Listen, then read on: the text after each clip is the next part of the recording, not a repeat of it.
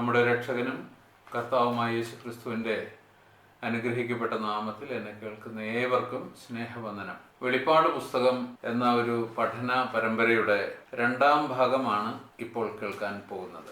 കഴിഞ്ഞ വീഡിയോയിൽ വെളിപ്പാട് പുസ്തകം വായിച്ച് മനസ്സിലാക്കുവാൻ കഴിയുന്ന ഒരു പുസ്തകമാണ് എന്ന സൂചന പരിശുദ്ധാത്മാവ് നൽകുന്നുണ്ട് എന്ന് ചൂണ്ടിക്കാണിക്കുകയുണ്ടായി. അത് ഈ പുസ്തകം വായിച്ച് പഠിക്കുവാൻ പ്രചോദനമേകുന്ന ഒരു വിവരം ആയിരുന്നു. തുടർന്ന് 1-ാം വാക്യം വായിച്ചു. യേശുക്രിസ്തുവിൻ്റെ വെളിപ്പാട് എന്നാണ് പുസ്തകത്തിൻ്റെ പേര് എന്നും ദൈവം ആ വെളിപ്പാട് യേശുക്രിസ്തുവിന് കൊടുത്തതുകൊണ്ടാണ് അത് യേശുക്രിസ്തുവിൻ്റെ വെളിപ്പാടായി തീർന്നത് എന്നും കാണുകയുണ്ടായി. വേഗത്തിൽ സംഭവിക്കാനുള്ള സംഭവങ്ങൾ തൻ്റെ ദാസന്മാരെ കാണിക്കേണ്ടതിനായി ദൈവം അത് യേശുക്രിസ്തുവിന് നൽകി എന്നും ആകയാൽ അതിലെ പ്രവചനങ്ങൾ വേഗത്തിൽ സംഭവിക്കാനുള്ളവ ആയിരുന്നു എന്നും നാം കാണുകയുണ്ടായി. വേഗത്തിൽ എന്ന പദത്തിൻ്റെ സ്വാഭാവിക അർത്ഥം വിവിധ വചനങ്ങളെ ആസ്പദമാക്കി തെളിയിച്ചു തരികയുണ്ടായി. ഈ പുസ്തകത്തിലെ വചനങ്ങളെല്ലാം പ്രാഥമികമായി 7 സഭകളിലെ വിശ്വാസികൾക്കുള്ളതായിരുന്നുവെന്നും ബഹുഭൂരിപക്ഷവും സമീപ ഭാവിയിൽ നിറവേറേണ്ടവ ആയിരുന്നതുകൊണ്ട് അവയെ പ്രതി ഒരുങ്ങുവാനാണ് ഈ വചനങ്ങൾ അവർക്ക് എഴുതിയത് എന്നും കാണുകയുണ്ടായി. യേശുക്രിസ്തു തൻ്റെ ദൂതൻ മുഖാന്തരം അയച്ച് തൻ്റെ ദാസനായ യോഹന്നാന് ആ വെളിപ്പാട് പ്രദർശിപ്പിക്കുകയായിരുന്നു എന്നും സ്വർഗത്തിലെ സകല ദൂതന്മാരും യേശുക്രിസ്തുവിൻ്റെ സേവകരാണെന്നും കാണുകയുണ്ടായി. എന്നാൽ 1-ാം വാക്യത്തിൻ്റെ അവസാന ഭാഗത്ത് പ്രദർശിപ്പിച്ചു എന്ന പദത്തിന് അധികം വിശദീകരണം ആവശ്യമുണ്ട് എന്നും അത് വെളിപ്പാട് പുസ്തകത്തിൻ്റെ ആശയവിനിമയ രീതി സംബന്ധിച്ച് സൂചന നൽകുന്ന പദമാണെന്നും വിശദീകരണം അടുത്ത ക്ലാസ്സിൽ നൽകാം എന്നും വാക്ക് തന്നിട്ടുണ്ടായിരുന്നു. അപ്രകാരം വെളിപ്പാട് പുസ്തകത്തിലെ ആശയവിനിമയ രീതിയാണ് ഈ ക്ലാസ്സിലെ വിഷയം. വെളിപ്പാട് പുസ്തകത്തിലെ ആശയവിനിമയ രീതി. സത്യവേദ പുസ്തക ഭാഷ്യത്തിൽ 1-ാം വാക്യത്തിൻ്റെ 2-ാം പകുതിയിൽ വായിക്കുന്നത് അവനത് തൻ്റെ ദൂതൻ മുഖാന്തരം അയച്ചു തൻ്റെ ദാസനായ യോഹന്നാന് പ്രദർശിപ്പിച്ചു എന്നാണ്. പ്രദർശിപ്പിച്ചു എന്ന് വെച്ചാൽ കാണിച്ചു കൊടുത്തു എന്നാണ് അർത്ഥം. ആ പറഞ്ഞിരിക്കുന്നതിൽ തെറ്റൊന്നുമില്ല. കാരണം ദൂതൻ ആ വെളിപ്പാട് വിവിധ ദർശനങ്ങളായി യോഹന്നാന് കാണിച്ചു കൊടുക്കുകയായിരുന്നു. എന്നാൽ സത്യത്തിൽ അതല്ല യോഹന്നാൻ ഉപയോഗിച്ച ഗ്രീക്ക് പദത്തിൻ്റെ അർത്ഥം. അത് നാം അവഗണിച്ചാൽ വെളിപ്പാടിലെ ആശയവിനിമയ രീതി സംബന്ധിച്ച് നൽകിയിരിക്കുന്ന സൂചന നാം നഷ്ടപ്പെടുത്തും. തെറ്റായ വ്യാഖ്യാന രീതികളിലേക്ക് നീങ്ങും. എഴുതിയിരിക്കുന്നത് എന്ത് എന്ന് ശരിയായി ഗ്രഹിക്കാതെ പോകും. പ്രദർശിപ്പിച്ചു എന്നത് എസേമൈനൻ എന്ന ക്രിയയുടെ തർജ്ജമയാണ്. ഇത് സേ മൈനോ എന്ന ക്രിയയുടെ ഭൂതകാല രൂപമാണ്. സേമിയോൻ എന്ന നാമത്തിൻ്റെ ക്രിയാരൂപമാണ് സേമൈനോ. സേമിയോൻ എന്ന നാമത്തിൻ്റെ അർത്ഥം അടയാളം, പ്രതീകം എന്നൊക്കെയാണ്. അതുകൊണ്ട് എസേമൈനൻ എന്ന ക്രിയയ്ക്ക് അടയാളങ്ങൾ ഉപയോഗിച്ച് അല്ലെങ്കിൽ പ്രതീകങ്ങൾ ഉപയോഗിച്ച് ആശയവിനിമയം ചെയ്തു എന്നാണ് അർത്ഥം വരിക. പ്രദർശിപ്പിച്ചു എന്നല്ല. ഇക്കാരണത്താൽ പ്രദർശിപ്പിച്ചു എന്ന പദത്തിൻ്റെ സ്ഥാനത്ത് KJV, ASV, NKJV, Young's translation, Darby മുതലായ ഇംഗ്ലീഷ് തർജ്ജമകളിൽ സിഗ്നിഫൈഡ് എന്ന പദമാണ് ഉപയോഗിച്ചിട്ടുള്ളത്. സിഗ്നിഫൈ എന്ന് വെച്ചാൽ കമ്മ്യൂണിക്കേറ്റ് വിത്ത് സയൻസ് എന്നാണ് അർത്ഥം. അത് തന്നെയാണ് ഗ്രീക്കിലും അർത്ഥമാക്കിയിരിക്കുന്നത്. ഇത്തരത്തിലുള്ള ആശയവിനിമയ രീതി നേരിട്ടുള്ള ആശയവിനിമയ രീതി അല്ല, പരോക്ഷമായിട്ടുള്ളതാണ്. അതുകൊണ്ടാണ് വെളിപ്പാട് പുസ്തകം മനസ്സിലാക്കുവാൻ ബുദ്ധിമുട്ടുള്ളത്. ഈ ആശയവിനിമയ രീതി സംബന്ധിച്ച ഉദാഹരണങ്ങളും വിശദാംശങ്ങളുമാണ് ഈ ക്ലാസ്സിൽ ഉൾക്കൊള്ളിച്ചിട്ടുള്ളത്. വെളിപ്പാട് പുസ്തകത്തിലെ ആശയവിനിമയ രീതിയെ സംബന്ധിച്ച സൂചനയാണ് എസേമൈനൻ അല്ലെങ്കിൽ സിഗ്നിഫൈഡ് എന്ന പദത്താൽ ദൈവാത്മാവ് നൽകിയിരിക്കുന്നത്. ഇത് വിശദമായി പിന്നാലെ വിശദീകരിക്കുന്നതാണ്. ഇത് ഉൾക്കൊണ്ട് ശരിയായ രീതിയിൽ വെളിപ്പാടിലെ പ്രവചനങ്ങളെ സമീപിക്കാതിരുന്നാൽ അവയെ ഗ്രഹിക്കുവാൻ കഴിയുകയില്ല. അതിനെക്കുറിച്ച് വിശദമായി പ്രതിപാദിക്കുന്നതാണ് ഈ ക്ലാസ്. ആകയാൽ ഈ ക്ലാസ് വളരെ പ്രാധാന്യം അർഹിക്കുന്നതാണ്. വെളിപ്പാട് ഒരു പ്രവചന പുസ്തകമാണ്. ഈ വസ്തുത 1-ാം അധ്യായം 3-ാം വാക്യത്തിലും 22-ാം അധ്യായം 7, 19 എന്നീ വാക്യങ്ങളിലും കാണാം. അതിലെ ആശയവിനിമയ രീതി തന്നെയാണ് പഴയ നിയമത്തിലെ പ്രവചനങ്ങളിലും ഉപയോഗിച്ചിട്ടുള്ളത്. അതുകൊണ്ട് ആദ്യം പഴയ നിയമം പറയുന്നത് നമുക്ക് ശ്രദ്ധിക്കാം. പഴയ നിയമ പ്രവാചകന്മാരോടുള്ള ദൈവത്തിൻ്റെ ആശയവിനിമയ രീതി, അതിനെക്കുറിച്ചാണ് ഇനി പറയുവാൻ പോകുന്നത്. പഴയ നിയമ പ്രവാചകന്മാരോടുള്ള ദൈവത്തിൻ്റെ ആശയവിനിമയ രീതി സംബന്ധിച്ച് ദൈവം സംഖ്യാപുസ്തകം 12-6 മുതൽ 8 വരെയുള്ള വാക്യങ്ങളിൽ പറഞ്ഞിരിക്കുന്നത് നമുക്ക് ശ്രദ്ധിക്കാം. നിങ്ങളുടെ ഇടയിൽ ഒരു പ്രവാചകനുണ്ടെങ്കിൽ യഹോവയായ ഞാൻ അവന് ദർശനത്തിൽ എന്നെ വെളിപ്പെടുത്തുകയും സ്വപ്നത്തിൽ അവനോട് അരുളി ചെയ്യുകയും ചെയ്യും. എൻ്റെ ദാസനായ മോശയോ അങ്ങനെയല്ല. അവൻ എൻ്റെ ഗൃഹത്തിലൊക്കെയും വിശ്വസ്തനാകുന്നു. അവനോട് ഞാൻ അരുളി ചെയ്യുന്നത് മറപൊരുളായിട്ടല്ല, അഭിമുഖമായിട്ടും സ്പഷ്ടമായിട്ടും അത്രേ. സംഖ്യാപുസ്തകം 12-6 മുതൽ 8 വരെയുള്ള വാക്യങ്ങൾ. ഈ വാക്യങ്ങളിൽ പറഞ്ഞിരിക്കുന്ന വസ്തുതകളെ അക്കമിട്ട് ഇപ്രകാരം പറയാം. ദൈവം മോശയോട് അരുളി ചെയ്തതുപോലെ അല്ല മറ്റ് പ്രവാചകന്മാരോട് അരുളി ചെയ്തിരുന്നത്. മോശയോട് ദൈവം അഭിമുഖമായിട്ടായിരുന്നു അരുളി ചെയ്തിരുന്നത്. എന്നാൽ മറ്റു പ്രവാചകന്മാരോട് ദർശനത്തിലൂടെയും സ്വപ്നത്തിലൂടെയുമായിരുന്നു അരുളി ചെയ്തുകൊണ്ടിരുന്നത്. മോശയോട് ദൈവം സ്പഷ്ടമായിട്ടായിരുന്നു അരുളി ചെയ്തിരുന്നത്. മറ്റു പ്രവാചകന്മാരോടോ മറപൊരുളായിട്ടായിരുന്നു അരുളി ചെയ്തിരുന്നത്. ഇവിടെ പറഞ്ഞിരിക്കുന്ന മറപൊരുളായിട്ട് എന്ന പദം കൂടുതൽ ശ്രദ്ധിച്ച് പഠിക്കാം.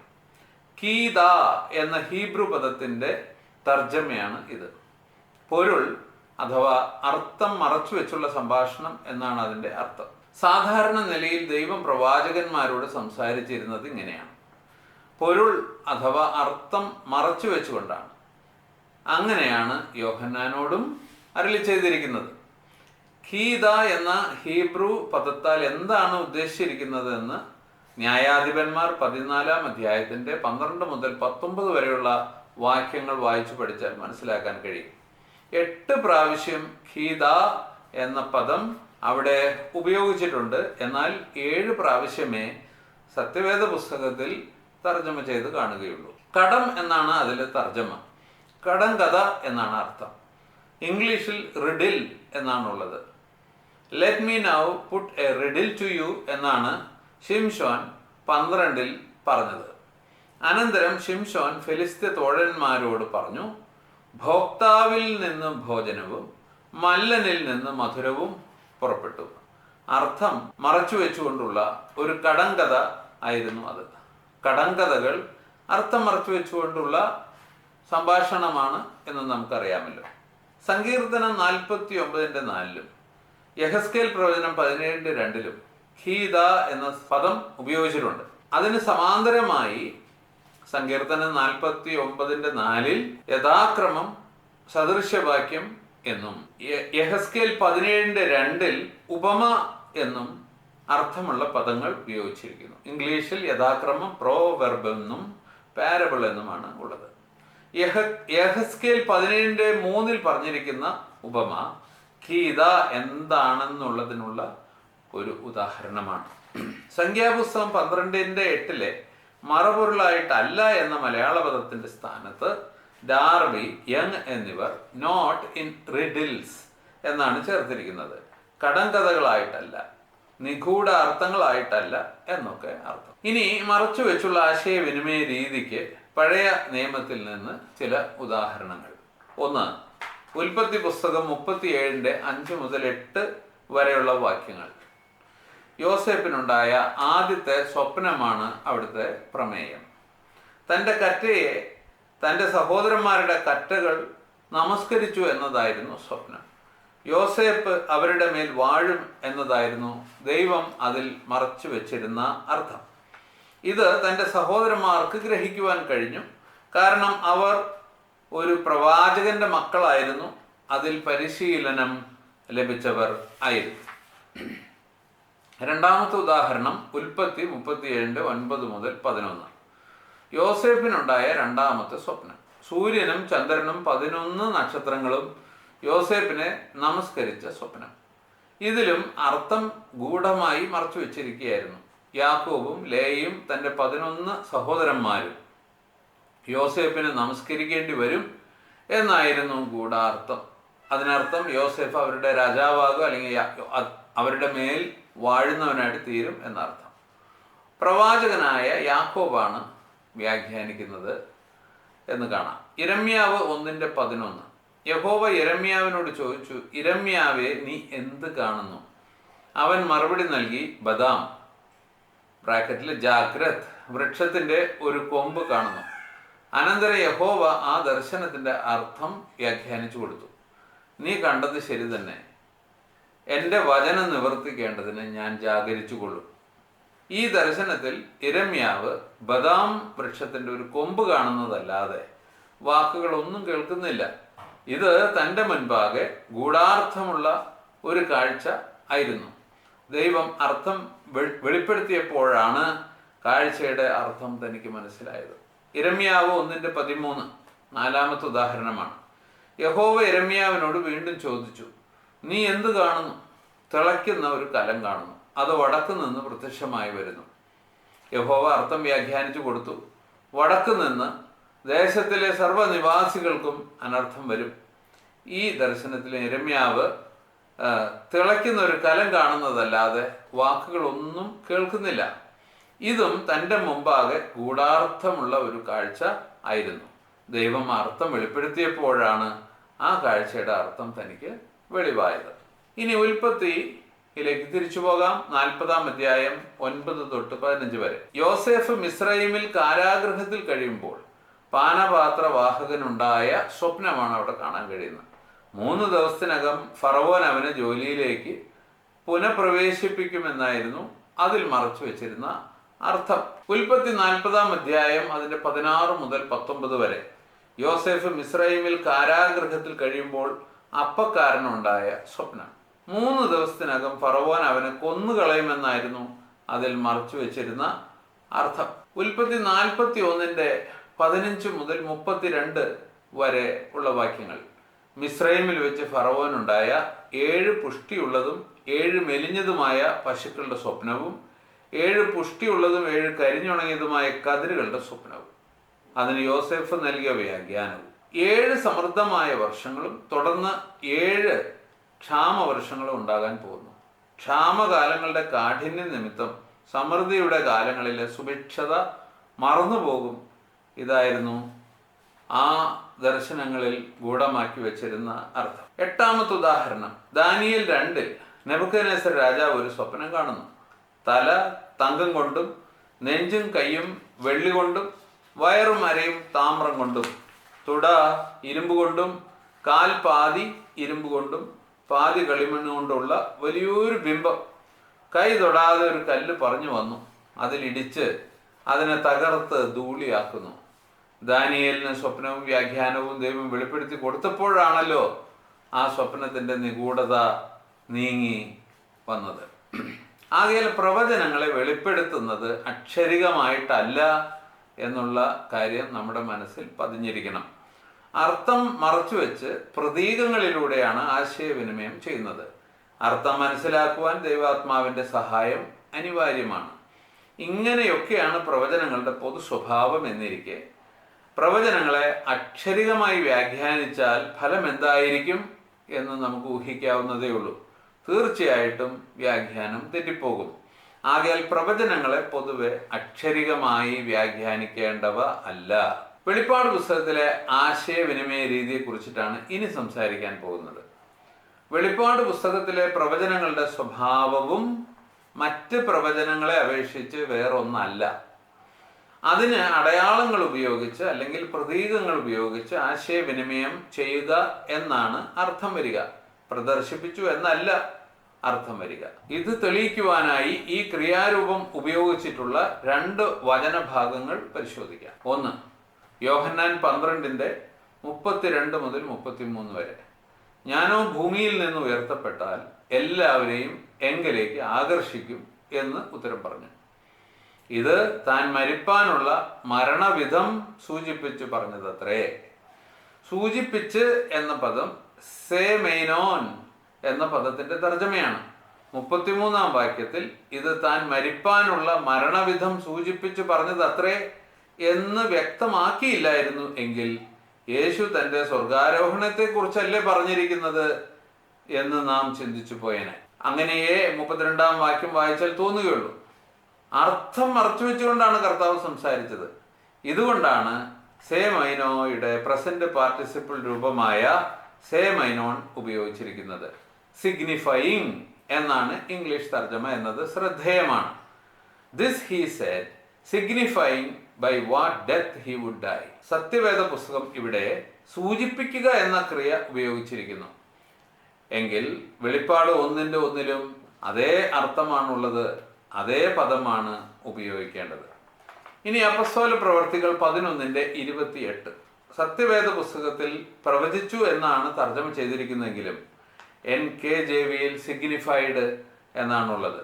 എന്നാൽ അവരിൽ നിന്ന് അഗബോസ് എന്ന് പേരുള്ള ഒരുവൻ എഴുന്നേറ്റിട്ട് നിവസിത ലോകത്തിന്മേൽ മുഴുവനും ഒരു വലിയ ക്ഷാമം ഉണ്ടാകുവാൻ പോകുന്നുവെന്ന് ആത്മാവ് മുഖാന്തരം സൂചിപ്പിച്ചു എന്നാണ് മലയാളം തർജ്ജമ ആയിരിക്കേണ്ടത്. പ്രവാചകനായ അഗബോസിനോട് ദൈവം സ്പഷ്ടമായിട്ടല്ല അടയാള ഭാഷയിൽ ആയിരുന്നു സംസാരിച്ചത് എന്നും അതേ അടയാള ഭാഷയിലാണ് താൻ ജനത്തോട് സംസാരിച്ചത് എന്നുമാണ് അർത്ഥം. ലൂക്കോസ് അതിൻ്റെ അർത്ഥം വ്യാഖ്യാനിച്ച് രേഖപ്പെടുത്തിയിരിക്കുന്നു എന്ന് മാത്രമേ ഉള്ളൂ. ഇനി വെളിപ്പാടിൽ നിന്ന് ഉള്ള ഉദാഹരണങ്ങൾ. യോഹന്നാനുണ്ടായ ആദ്യ ദർശനത്തിൽ കർത്താവായ യേശു ക്രിസ്തുവിനെ കാണുകയുണ്ടായി. ഭയം ജനിപ്പിക്കുന്ന ഒരു രൂപമായിരുന്നു കണ്ടത്. അത് കണ്ട് യോഹന്നാൻ മരിച്ചവനെ പോലെ വീണു. എന്നാൽ അത് യേശു ക്രിസ്തുവിൻ്റെ യഥാർത്ഥ രൂപമായിരുന്നുവോ? അല്ല.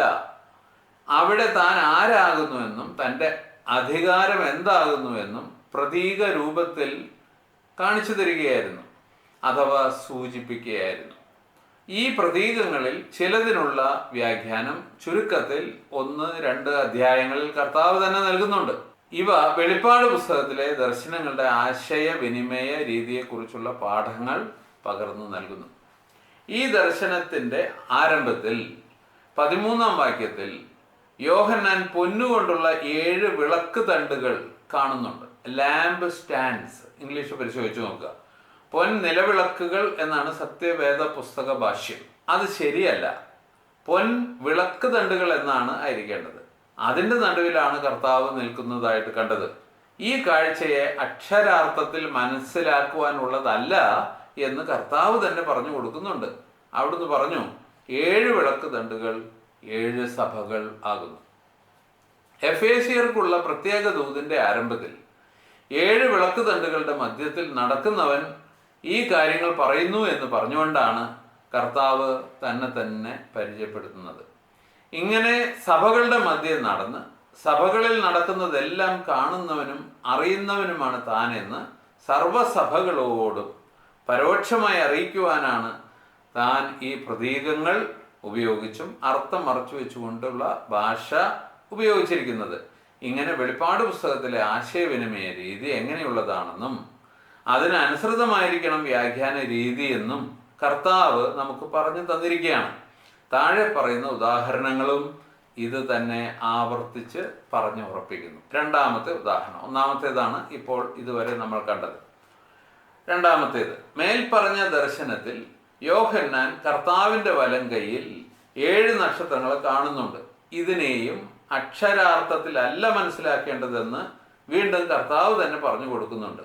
അവിടുന്ന് പറഞ്ഞു 7 നക്ഷത്രങ്ങൾ 7 സഭകളുടെ ദൂതന്മാരാകുന്നു. ദൈവസഭകളിലുള്ളവർക്ക് ദൈവം കേൾപ്പിക്കുവാൻ ആഗ്രഹിക്കുന്ന വചനം ദൈവത്തിൽ നിന്ന് സ്വീകരിച്ച് അവരെ കേൾപ്പിക്കുന്ന ദൂതന്മാരാകുന്നു അവർ. ഇവർ സ്വർഗദൂതന്മാരല്ല. കാരണം ഇവരിൽ ചിലരോട് മാനസാന്തരപ്പെടുവാൻ ആവശ്യപ്പെടുന്നുണ്ട്. ദൂതന്മാർക്ക് മാനസാന്തരത്തിനുള്ള അവസരമില്ല.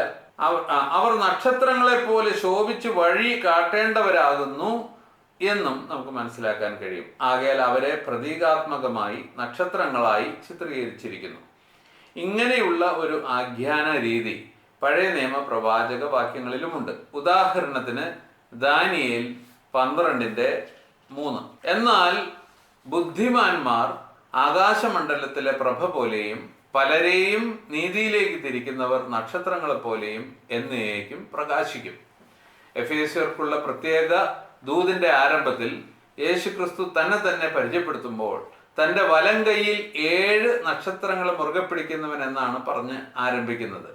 സഭകളെ നടത്തുന്ന ദൂതന്മാരുടെ മേൽ തനിക്കുള്ള അധികാരവും നിയന്ത്രണവും വെളിപ്പെടുത്തുവാൻ ഇത്ര ശക്തമായൊരു ചിത്രം വേറെ ഇല്ല. ഇനി മൂന്നാമത്തെ ഉദാഹരണം. ഇതേ ദർശനത്തിൽ 1:16 കർത്താവിന്റെ വായിൽ നിന്ന് പുറപ്പെടുന്ന ഇരുവായത്തിലുള്ള വാൾ നാം കാണുന്നുണ്ട്. സ്വന്തം വായിൽ നിന്ന് പുറപ്പെടുന്ന മൂർച്ചയുള്ള ഇരുവായത്തിലുള്ള വാളുമുള്ളവൻ എന്നാണ് കർത്താവിനെ കുറിച്ചുള്ള വർണ്ണനം. ഇതോ കർത്താവിന്റെ യഥാർത്ഥ സ്വരൂപം ഒരിക്കലുമല്ല. ഇവിടെ കർത്താവിനെ അടയാള ഭാഷയിൽ ചിത്രീകരിച്ചിരിക്കുകയാണ്. കാരണം അവിടുത്തെ വായിൽ നിന്ന് പുറപ്പെടുന്ന മൂർച്ചയുള്ള ഇരുവായത്തിലുള്ള വാൾ ദൈവവചനമാകുന്നു എന്ന് വേറെ വചനഭാഗങ്ങളിൽ പറയുന്നുണ്ട്. ദൈവത്തിന്റെ വചനം ജീവിക്കുന്നതും പ്രവർത്തന നിരതവും ഇരുവായത്തിലുള്ള ഏത് വാളിനേക്കാളും മൂർച്ചയേറിയതും എന്ന് എബ്രായർ 4:12 ദൈവത്തിന്റെ അരുളപ്പാടാകുന്ന ആത്മാവിന്റെ വാളെന്ന് എഫേസ്യർ 6:17 കാണുന്നുണ്ട്. പെർഗമോസിലെ സഭയ്ക്ക് കർത്താവ് തന്നെത്താൻ പരിചയപ്പെടുത്തുന്നത് ഈ ഭാഷയിലാണ്. മൂർച്ചയുള്ള ഇരുവായത്തിലുള്ള വാളുള്ളവൻ ഈ കാര്യങ്ങൾ പറയുന്നു. എന്താണ് അങ്ങനെ പറയുന്നതിൻ്റെ ലക്ഷ്യം? അവിടെ നിന്ന് അവർക്കൊരു മുന്നറിയിപ്പ് കൊടുക്കുവാൻ ആഗ്രഹിച്ചു.